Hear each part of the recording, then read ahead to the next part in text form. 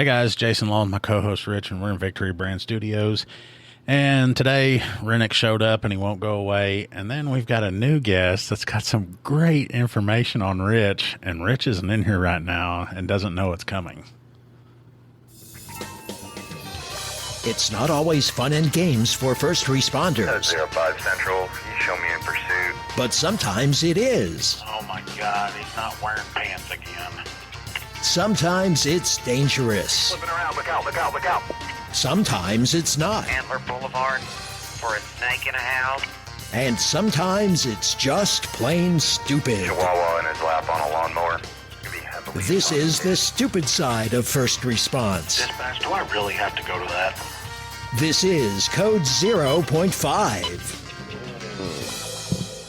Come in 0.5. All right, Rich finally walked back in here and he's kind of red in the face because I think he's remembering some shit from his past. But we got old what do we call you in the? We called you Captain Chop in the other episode. Captain Lamb Chop. Several things.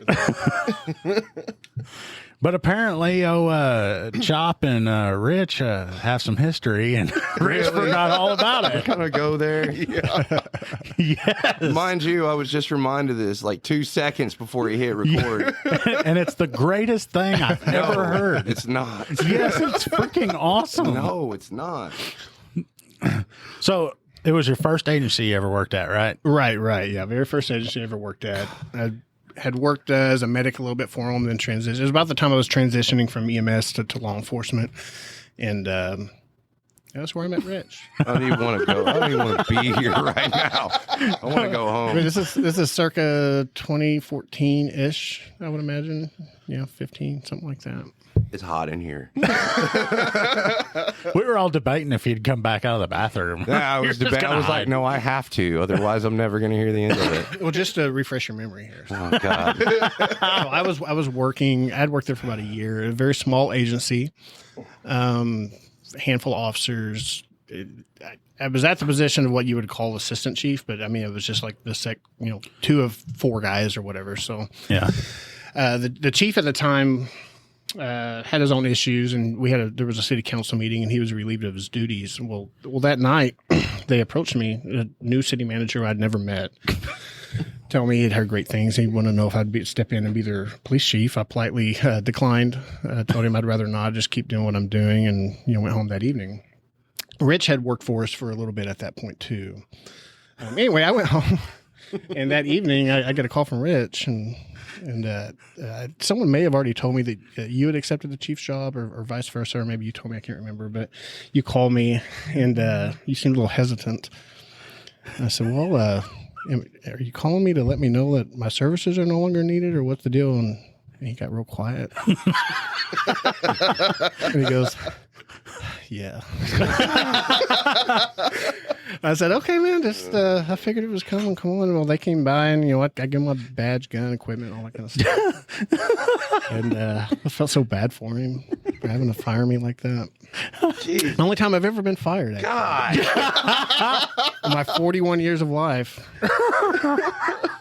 And then he calls me back the next week and said, hey, that gun you gave us, that's the wrong one. I was like, the serial numbers are looking a little suspicious. I was like, well, let me just swap you out. Or do I need to call an attorney? So I'd accidentally given. I had a personal pistol that was the same. It was a Glock 23, and that was what was issued. I'd accidentally turned in my personal one. But Rich, being the numbers guy that he is, he got me lined out. Oh wow! Did you guys see that Bob Barker died? That's horrible. Yeah. Hey, that was Way old to change news. the subject. We like this really old news. Right. So yeah. So, that night I called my parents and let them know, because they were so proud of me for being a police officer, and let them know that, Rich cut me loose. I wasn't pulling my weight or something. I don't know. Oh. You need to make sure you tell them, hey, listen to this episode. I get to talk to the guy that let me go. Oh, you're a bastard. So wait a minute. Actually, you would be the bastard for firing him. You don't understand, though. Okay, hold on. Wait. mad about it. Let me get this straight. Y'all went to a council meeting. I'm depressed. They relieved the chief of his duties. Yes. And then right after the council got meeting, that. you go home. Well, they approached the city manager approached me before I left and offered me the job, and I declined respectfully. You went home. Then they gave him the position. Yeah, So you hadn't worked a shift yet for him, correct. and he let you go. Yeah. So he doesn't even know, what kind of guy you are. Oh no, he had already worked there. No, we had already worked there, and he was working there. He had came from a different agency, if I remember correctly. Hey, you know what? Politics, man. Okay. You know what the short word or short name is for Richard? Bastard. It suits you because you're a dick. No, he was very polite about it, and I kind of felt bad for him because I knew he was following orders, which is fine, I think it's funny as hell, all this shit that he gives Renix and stuff, and he's fucking red as can be right now, and he won't look at you. Yeah. That's okay. It was actually good for me because I think I actually lost weight because I couldn't afford to eat there for a little Oh, God. Oh, man. And, I started getting in a little bit better shape. I was hydrating really well because I couldn't afford anything but water out of a water hose. And, we were all better people because Shut up, Rennick. You're next. It's just great because I'm not the one getting the crap this time. Yeah, Renix, you come talk to me. I got some stories. No, I've been around for a minute.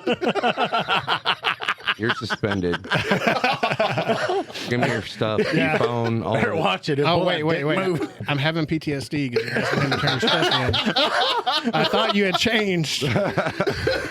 This is going to be like our greatest episode ever. Oh, no. This might be the Rennick's Defense Part 1. No. That's the same thing you said to me, man. Go ahead and turn your stuff in. Oh, God. Dang, and you couldn't eat until I couldn't. that? No, Jesus. No. My mom bought me some ramen. God. Ramen and tuna. You left man's eating off a ramen. You shut up. You mind your business over there. This is grown folks' business over here. Yeah, that is a true story. Whether he remembered or not, but it was all good, man. I didn't feel bad or anything. Not for you, just for me. I never thought that we would have got him on here and that shit would have come up right there. Yeah, I forgot all about that. I don't even want to be here anymore. He's probably going to talk to me later. Hey, are you guys going to still help us out down there? I'll be like, well, I probably will. I don't know if Captain will come down there. Hey, I'm always there for you. Oh, God. You just weren't there for him. Even when you don't want him there, he'll be there for you. That's good times, man. Golly, I mean, does that make you feel terrible? So Bob Barker died yesterday. Because think about all the stories that we've told about what Renix has done, and he keeps him around. Oh yeah, No. yeah. I just I couldn't fill the shoes that Renix filled. Oh, my God. You were a peacock. I had to let you fly. Right. I knew you were destined for better things. Now look at you. Young grasshopper has become praying mantis. There you go. Hey, yeah, that's how you turn it around. Good save. Happened. Good save. Everything happens for a reason. No, I'm Look thankful. who's stuck at the small agency. I'm actually super thankful that it worked out the way it did for both of us. Really, I mean, we're both in a better spot than we were back then in more ways than one. So. I mean, I have nightmares every now and then. Yeah. Shut up, Renix. You're not even supposed to be here. That's how he spoke with me too. But Oh, that makes sense. Those exact words. shut up. Well, and then you were, I guess you worked. Have we ever mentioned where I work at? No, we don't mention that. Well, we don't ever mention. But me and Captain worked together. Well, when I See, started he's a there, captain now. when I started working there, he wasn't there, and I'd never heard of him before. I guess you had left just shortly before that, and Yeah, Japan. Is that where you went? Yeah. yeah. So I went up in Japan briefly for about 18 months, which didn't work out for me either. But Yeah. I got came back, and here we are. Well, see, you came back, and then everybody was like, "Oh, he's back," and all this, and I'm like, "Who the hell is this guy?" I don't know who that is. And then all of a sudden, next thing I see is he's in CID, and now he's like a big dog or whatever. And I'm like, what the hell? Who is this guy? When he came back, he had like a whole beard, like a whole full beard. He looked like he'd been on one of those, what do you call it, like the Chinese spirit journey thing. He showed up in robes, had a beard. Next thing you know, he's CID. Yeah. They tell everybody I was off on special assignment. Yeah. Infiltrating the... Okay. He's a Fed. In Japan. How long were you in Japan? Just about 18 months-ish. Yeah. Okay, what is it with in the bathrooms where the trough thing you squat over? Oh, squatty potty. Yeah. What the hell? Do you like suspend your ass in the air over it? I believe that's the theory. I was never brave enough to do that because for me to do that, I would probably have to like completely be naked from the waist down because I'd be so scared that I was going to get something on me. So I had this fear that I was going to try it out and then like somebody was going to walk in and see me just like hovered over like some weird mongoloid looking. There's most of the public restrooms still have the squatty potties. It looks basically like a urinal, like flush with the floor, just in the middle of the floor, and you just squat over it, I guess.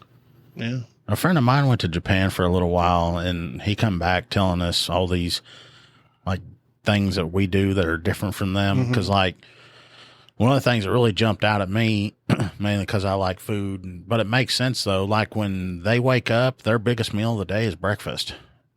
Yeah. But none of them. Well, you're talking about in Japan or? Yeah. Yeah. He was telling me like they'd have these really big meals at breakfast, and then at lunch it was smaller, and then dinner was your smaller meal. So it's in reverse then. Well, I mean, you got to be, for perspective, a big meal in the morning is still not a big meal like what we're thinking. Probably, Yeah. There's, of course, they eat rice with every meal. Fish is like a staple for breakfast for some reason. And they eat fish and rice and everything. But it was different. I've always wanted to go there. I always had a kind of an interest to see it. And it would be fun to visit, not to live. Yeah, it's just the culture is just too drastically different. Not necessarily in a bad way, just different. Was there many people that spoke English? Like I'm trying to envision. I mean, not at the stores and stuff. Enough to get you to give them money and buy products and stuff. Order food and stuff like that. The people that work in those industries, spoke enough English to get by. So, because I spoke no Japanese. Japanese is a very complex language that has like 3 alphabets. Jeez. Yeah. Are they the ones that use like the drawing of letters or whatever? The kanji? Well, I mean, a lot of the different agencies, the different countries over there do. China has the kanji, is what it's called, kanji. And like one character, that's the word I'm looking for, can mean an entire concept or thing instead of spelling it out. But in Japan, they have what they call hiragana, which is the alphabet they use to write, spell Japanese words. So they have katakana, which is what they use to spell words from other countries that's not natively Japanese. And then they use the kanji. Yeah, it's super complex. Yeah, I'd be, how they have those apps where you hold up the screen and like deciphers it? I'd be walking around everywhere holding my phone in front of me. I see what the hell this shit was. You ever been grocery shopping and somewhere where you can't even read the label? That thing comes in handy. You have no idea what's what. And you have to be very careful what you buy over there because it's just different. Like, instead of like beef jerky, they have like squid or octopus that's like freeze dried. I can eat it like jerky. And it's different. I didn't like it. Was it like a whole tentacle? Just sometimes, yeah. I mean, probably not from the shows you're probably used to watching with tentacles, but yeah. Oh, we talked. You heard about that call, didn't you? Oh yeah, That got me in trouble. Everybody in a 5-county radius. That call. Not that kind of tentacle. Yeah, that got me in trouble, by the way. Oh, it did? Yeah, because scrolling TikTok anytime there's any kind of tentacle, it gets sent immediately. And we were at the gym and I was showing him something, and Holly happened to be behind me while I was scrolling, and all she saw was like this 3-foot tall tentacle person holding a tentacle, and she's like, "What was that?" And she can't see nothing ever in front of her. I said, "What was what?" And she's like, that thing on your phone. And I was like, Nothing. And she got closer and then realized that it was a woman holding a 3-foot tentacle. And she's like, y'all are sick. Isn't it one of those things like if like whatever you watch, the algorithm like will start showing you more of that? Yeah, that's it. So you have tentacles that show up all the time, I guess? I don't want to talk about it. You know it's important whenever Rich gets silent. He has nothing to say. We'll have more coming up on Code 0.5. If you're looking for a political podcast that goes beyond the headlines, check out the Beltway Briefing. I'm Howard Schweitzer, CEO of Cozen O'Connor Public Strategies. Every week on the Beltway Briefing, our team of former Republican and Democratic presidential appointees, Capitol Hill veterans, and political advocates shares behind-the-scenes perspective that cuts through the noise. If you want the inside scoop, subscribe now to the Beltway Briefing here or wherever you get your podcasts.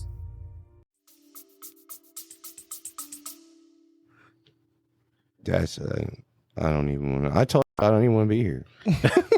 Yeah, we had to mute it a second ago because somebody come barging in here wanting something. And what was it? You got mad saying that it was Rennick's fault that they came in here. Yeah. Saying, oh, you can't really blame Captain anymore or something because you can't fire him again.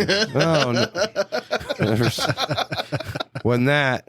No, yeah. In the middle of freaking talking and everybody's face changed. And I seen this bastard over here. His eyes got all big. And I'm like, something's wrong. Something's behind me. What's behind me? And I look and there stands a NPC. Perfect example of an NPC. NPC theory. Yeah. Well, we're going to get into that some other time. That's an example of one. No, I'm not doing it. You're not sucking me in. That's it. No. He's not wrong. You see him? All I do is walk back and forth and back and forth and back and forth and back and forth. So did you feel bad when you let him go? God damn. Any remorse at all? You know, I think there's a little bit because he won't even look at you. That's why I hate it so much. Because politics is stupid. I feel you, buddy. Yeah. Fucking stupid. I do have a question, though. Oh, no. I heard something about a beaver war that's occurring locally. No. I heard something about it, and it reminded me. Well, first, kind of let us know why we're going to war. What's the deal with the beavers? Oh, yeah. You want to tell him or you want me to tell him? You tell him. Because it sounded very similar to something I remember in history, the Great Emu War of 1932 out of Australia. Yeah. Where the government waged war on the emus because they were being such a nuisance to agriculture, and then the government lost. I was about to say, didn't the emus win that war? They did. Yeah, they did. Yeah. They won this one. I'm sitting here looking this shit up because I think you're a damn liar. But No, it's true. It's up on here. It's true. It's legitimate. Yeah, the only thing that we got out of that beaver war was seeing old Rennick's here in his Tony Llama, sparkly britches, skin tight t-shirt, They weren't sparkly britches. Oakley's. All you were missing was a cowboy hat. Did you get in the water? No. He don't swim. Yeah, he does. I saw a video of him wading in a That pool. was waiting. Wait, what do you mean by sparkly britches? Were they the bedazzled? The bedazzled. yeah? Were they bedazzled? On the back Yeah. pockets. I do not own a pair of those. Yeah, you do. No, I don't. You cap. I saw you. Everyone saw you. Okay. You have the Is there any little video proof? rhinestone things on your butt and That'd shit. be so weird, me taking a picture of your ass. Why would I do that? We're close, but not that close. So did we at least make a dent in the beaver problem here? No. I'm assuming there's a beaver problem. No, because that was the day he realized that they could swim underwater. Oh my god! They were, Went there. they Yeah, were that out was of gonna, his reach. That at was going to point. be a question. Are you from here? Where are you from? I'm from the city. He's from Houston. From the city. He ain't got beavers in I thought you were from Louisiana. He from Texas. No, Texas. Then why do you like LSU? Because I lived in LSU. Get Louisiana for a Haggis. little while. So you lived in Louisiana for a little while, Mm-hmm. which is a state that's basically like a swamp, Mm-hmm. and you didn't know beavers could fucking swim underwater. Well, Sorry, Grandma. Grandma's probably saying the same thing. She's been on this earth how long? Listen, when I was living in Louisiana, we saw more water moccasins than we saw anything else. Can they swim underwater? Yes. They under and on it. Yes. Anyway, the Emu War, also known as the Great Emu War, was a nuisance wildlife management military operation undertaken in Australia in the later part of 1932 to address public concern over the number of emus said to be destroying crops in the Campion district within the wheat belt of Western Australia. The unsuccessful attempts to curb the population of emus, a large flightless bird, employed Royal Australian Artillery soldiers armed with Lewis guns, leading the media to adopt the name Emu War. So you weren't shitting me. They really did lose. Yeah. Can you imagine who that guy was that had to make the call back up to whatever their version of the Pentagon is, and like, yeah, we're not going to be able to pull this one off, guys. He's probably like, hey, and then he got all silent. It says it was planned by Sir George Pierce, and the objective was to reduce their population. And the war lasted 1 month, 1 week, and 1 day. Damn, those birds handed an ass whooping pretty quick. Wait, but it's a bird though, right? So birds lay eggs. So they just were hatching that fast that they were outnumbered? It says 986 of them were killed and 2,500 were wounded. Birds are humans. I wonder what casualties like the government the government had. Could you imagine? It doesn't say. I mean, one of them birds jump up and start whooping their ass. Kind of episode of Jackass. They have some pretty funny short animated shorts that cover the Emu War, and it's pretty funny. A bunch of emus running around with fully auto, like an AR-15s, like an AKs and shit. Yeah, dang, pretty funny. He's still reading this. Yeah, he's. Well, it's unless you read it, you can't believe it, right? I mean, It says their operation was delayed, however, by a period of rainfall that caused the emus to scatter over a wider area.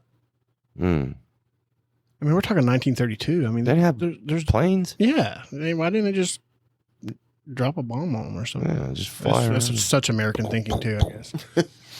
Just drop a bomb. You gotta have a nesting site somewhere. Says that they would have to collect 100 emu skins so that their feathers could be used to make hats for the light horsemen. Emu skins. Emu skin hat. Don't you know who we need to get? I guess they couldn't get in range of them because it says that they would spot them on numerous occasions, but they couldn't get in range of their guns to take them out. But they don't fly, right? They're flightless. They're like an ostrich, right? Yeah. Kind of. They're also. I mean, if they're like an ostrich. I mean, ostriches can run up to 30 miles an hour. They can't run faster than a bullet. Yeah, exactly. That's true. Maybe they're really good at zigzagging. I don't know. We need to have our teacher friend come on here and ask her about the There was a significant event on November 4th. Says Meredith. I don't know what that is. Whoever that is. Had established an ambush near a local dam, and more than 1,000 emus were spotted heading towards their position. Were they like in trench warfare or something?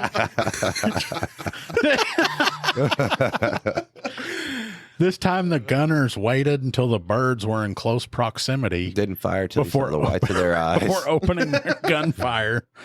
I guess they had one big gun because it says the gun jammed after only 12 birds were killed, and the remainder scattered before any more could be shot. So they were hitting them with what? Grape shot? I don't know. I don't know, but I don't know about 20 duck hunters locally that we send down there and they'll take care of it. Guarantee from Oklahoma. Yeah. It says by the 4th day of the campaign, Army observers noted that each pack seemed to have its own leader. It says a big black plumed bird which stands fully 6 feet high and keeps watch while his mates carry out their work of destruction and warns them of our approach. They're organizing, guys. You're organizing. They got outsmarted by this damn bird. Oh my gosh. By November 8th, 6 days after the first engagement, 2,500 rounds of ammunition had been fired. One account estimated that there were only 50 birds killed. What? There's stormtroopers out here? These are not small targets either, right? Huh? How many rounds of ammunition? 2,500 rounds. And they estimated that 50 birds were killed. Yeah, I'm not an emu expert, but I would imagine an emu's bigger than we are, right? I mean, it's not it's not like it's a small target like a chicken. Let's see. After the withdrawal of the military, the emu attacks on the crops continued. Farmers again asked for support, citing the hot weather and drought that brought the emus invading farms in the thousands. I'm guessing it's very similar to the wild hog problem around here. Probably. You know, with agriculture and everything, but still, it's pretty funny to picture. Okay, so an emu is the second tallest living bird after its relative, the ostrich. Let's see. I'm trying to find out how tall they are. They've got to be super intelligent, though, right? They're soft-feathered, brown, flightless birds with long necks and legs and can reach up to 1.9 meters or 6 foot 3 inches in height.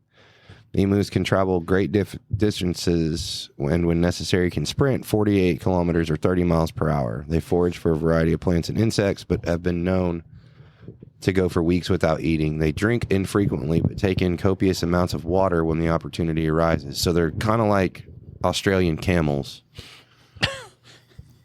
It says that one of the reports claimed that they killed 986 and that it took 9,860 rounds, which would equate to a rate of 10 rounds per kill. I guess they were shooting full auto at them because they either that or they can't shoot worth it. See, here's the deal. So emus are used as a source of food by indigenous Australians and early European settlers. They're inquisitive birds and have been known to approach humans if they see an unexpected movement of a limb or a piece of clothing. In the wild, they may follow and observe people. Aboriginal Australians use a variety of techniques to catch the birds, including spearing them while they drank, catching them in nets, and attracting them by imitating their calls. They have something called the patchouli thorn apple, or similar poisonous plant. So wait a minute. That said the Aborigines were able to spear them? Yes. But these people couldn't get them with a damn machine gun? Exactly. They said that they would use a thorn apple or some similar poisonous plant, and they would contaminate a water hole, which after the disoriented emu to drink it, they were disoriented and easy to catch.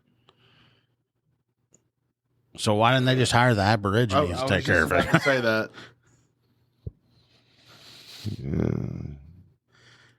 Learn something new every day. I didn't know shit about this. I know that's before the Geneva Convention, because the Geneva Convention came into place post World War II, I believe. So yeah, if this would have been after that, would the government have to follow the rules of war engagement of the Geneva Convention, because they basically declared war as a government entity? I don't know. That's a good question. That's a really good question. I never would have known this. Thanks, Captain. I'm glad you came today and enlightened me to the subject. I love silly stories like that. Well, not stories, but just goofy historical events that are just so wacky. You don't believe it until you read it. Well, I was sitting here and read through the whole thing, and I've seen those shorts where they'd have those emus with the guns and stuff, and I always thought, why the hell are they doing that? Yeah, I never knew that there was actual history behind it. Historically accurate. I just thought it was something stupid. Males weigh 110 to 121 pounds. We're all sitting here reading about this damn Emu War. They're strong swimmers. Let's see. Females weigh about 11 pounds more than males. The max speed for an emu is about 31 miles per hour. I said that. You don't listen, do you? Yeah. God. Yeah. Okay, so now I see why. Because each nest they make holds 15 to 25 eggs. Oh. Males incubate the eggs. During incubation, it lasts 56 days. The male doesn't eat, drink, or go to the restroom. Once he starts sitting, most females leave the territory, sometimes pairing with other males and laying further clutches. So they took out, what'd I say, so many in less than 2 months. And right after they get done with their war against them, then all those new birds will hatch. Mm-hmm. You said it takes 56 days, and wasn't the war like 1 month and 1 week long or something? How many eggs do they lay? It says 15 to 20. And the reproduction cycle is like every 50 days. That's like 7 litters, or do you call them litters? Seven cycles a year. That's a lot of birds. Yeah, and it says that so once they get them all set up, the male will go sit on them, and then it becomes territorial. But the female will leave and go lay more eggs in other places, and then another male will sit on that. So males are aggressive when the chicks hatch, driving the remaining females away and attacking anything else that approaches. The male stays with the chicks for about 5 to 7 months. Lost chicks from other broods are allowed to join another male's group if they are smaller than his own offspring. Why the hell are we talking about that? Later today on the Emu Discovery Channel. Oh, yeah. And then Everybody's taking notes. about 2 or 3 years of age, the young are fully mature and capable of reproduction. So, I mean, they are as bad as hogs. Yeah. Okay, to all you parents out there that listen to us while you're driving your kids to school, let us know what happens whenever they get to school and they tell their teachers about the Great Emu War. Yeah, please. We would love feedback on that. Yeah. That'd be like the teachers, where did you hear this from? Be like, oh, this dumbass podcast my parents listen to. Now we need to get a hold of an Australian historical or history textbook and see like how do they report Oh, we yeah. can do it. to the in the history. We know an classes. Australian teacher that lives down around here. Do you? Yeah. That'd be interesting. Yeah. Is this the one that was going to bring, what was it, some weird food to eat or something? Well, we asked her about kangaroos. Oh, yeah, that's what it was. And she told us a bunch of kangaroo stories. And then this one, when he went to Houston, was supposed to be bringing back kangaroo meat, but he never did. Yeah. Kangaroo meat from Houston? Mm-hmm. How so? They sell exotic meats at this one place in Houston. That's, I mean, if you haven't listened to every episode, that's some of the shit we talk about. Oh, that's interesting. I just don't know where they're getting their kangaroo. I don't know. I think it's locally sourced. Grass fed. The Houston Zoo. Yeah, Houston Zoo. Well, do you remember the one that like escaped from somewhere around here? Dude, there's And there been was a several. kangaroo on the loose? Was it a kangaroo? Yeah, there's been several. Our major has reported seeing a kangaroo on several occasions. I can't tell if he was delirious from lack of sleep, but I can tell you right now, if someone called me and said, "Hey, there's a kangaroo," I'm just going to go back to bed because I don't believe you. no, he swears up and down he saw one. Well, I got a call about a buffalo being out in like a kind of a residential area. And I was like, oh my gosh, not this crap again. And I drive down there and pull up and I go, holy shit, there's a buffalo. Yeah. Well, there used to be that place around here that had all the exotic animals, like a little farm thing. I think they had some emus. I know they had a zebra because I've seen the zebra Oh, pass yeah. by before. Yeah, I know which one you're talking about. Yeah. All right. Well, we're going to close this one out, but y'all need to come back and listen to the next one because I'm going to let these three guys talk about probably the dumbest shit I've ever heard.